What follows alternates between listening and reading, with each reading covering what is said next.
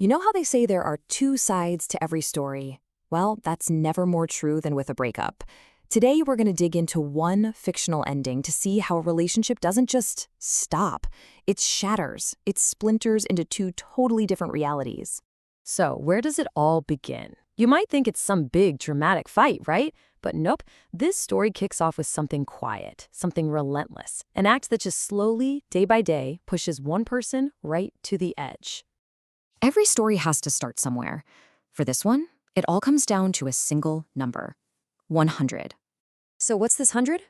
Well, it's 100 straight days of him sending the same, single, unanswered message, hi. Just hi. For him, he probably thinks this is persistence, romantic even. But for her, oh no, it's an invasion. The count hits 100, and yeah, her patience is officially gone, done. And right here, this is the core of the whole problem. This is the disconnect. See, he's sending hi and not sorry because in his head, her not blocking him is a good sign. It's hope. But for her, every single hi is just another drop filling up this bucket of pure frustration. After 100 days of this, she decides just blocking him, it's not enough. This needs a real, final, definitive end. And so on day 101, she finally types something back. But it's not what you'd expect. It's not an angry text. It's an invitation, a summons, really, to their old spot, 5 p.m. This isn't a date to reconnect. This is a meeting to end it all, for good. Okay, so they're going to meet for coffee. But here's the thing. Before a single word is even spoken at that table, the ending is already written. It's written by their past. And as we're about to see, they don't just remember that past differently. They remember two completely different pasts. Just take a look at how they remember the very beginning. His version? It's a total fairy tale. He thinks he was this lucky man that she just chose. But her memory? Way more down to earth. To her, he was just one of many guys trying to get her attention. Sure, she admits his eyes eventually won her over, but it was a conscious choice, not some act of fate. And this gap in their memories just keeps going. Look at their dynamic. He saw them as this creative team, right? A partnership. She helped me weave my words. But in her mind, his words were meaningless until she fixed them. She didn't see herself as his partner. She was more like his unpaid editor, the one who actually gave his writing any meaning. So what was the actual problem? Well, according to him, it was practical stuff, external things, like not having a car for trips. He blames his circumstances. But she points her finger at something totally different, something inside him, his constant overthinking that just turned a normal thing into chaos.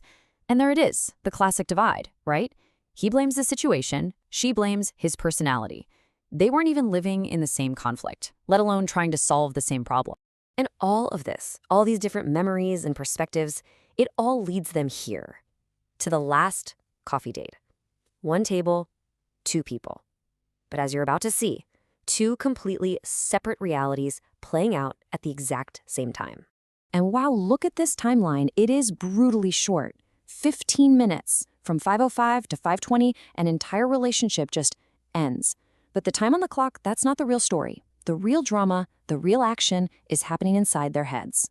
So as she's walking toward the table, he is just completely lost in this romantic, poetic fantasy. He's thinking of this line he saved. Meet me once more like the first time. See, in his world, he's not here for a breakup. He's here to script a brand new beginning. But her reality? It is ice cold. It's calculated. She makes a very conscious choice as she sits down. Do not look him in the eyes. She's actively cutting off any chance of an emotional connection because she's on a mission and she's not letting anything get in her way. And then the coffee arrives. And even the coffee becomes this symbol for his hope. The barista puts a little heart in the foam, and to him, it's not just foam. It's a sign from the universe about their love. So he lifts the cup, as the story says, wholeheartedly. And her reaction to that exact same coffee heart? Complete and utter cynicism. You can just hear her thinking, really? A heart on a coffee is going to fix this? To her, it's just a cheap, meaningless gesture. It's proof that he still doesn't get it, that he thinks some little symbol can patch up a massive, fundamental problem. And that's pretty much it. She finishes her coffee, stands up, and walks out. The meeting's over. But the story? Oh, it's not quite done.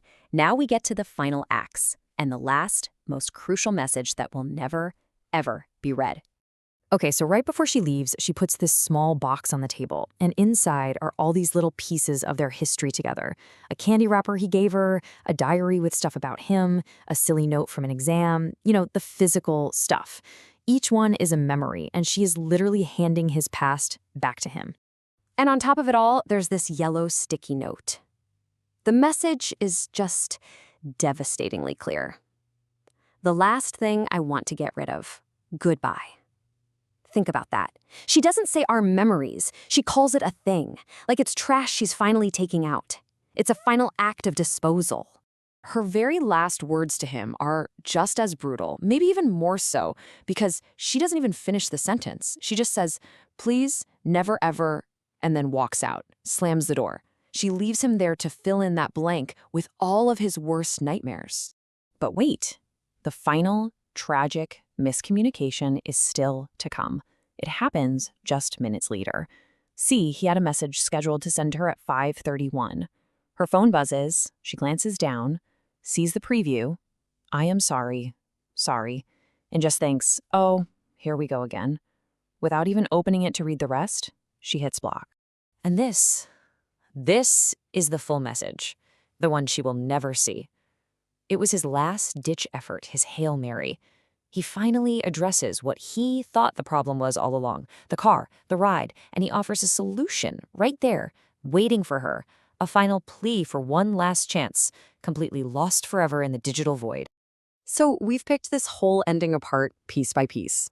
What's the takeaway here?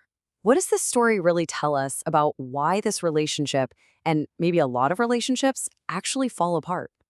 It's because closure isn't always a two-player game. For her, the story is done. Chapter closed. She blocked him and she moved on. But for him, it never ended. He's blocked, sure, but he's still got all their memories saved in a dedicated cloud folder. A whole year later, he's still stuck, obsessing over some silly little note from an exam. He's trapped in a past that she deleted from her life a long, long time ago. And that's what it all comes down to, really. It brings us to this final, big question. He was living in a romance novel. She was living in the real world. He saw hope. She felt pure annoyance. So, when a single story has two completely different authors, can there ever be one single truth? Or is every breakup just what happens when two totally incompatible stories violently collide?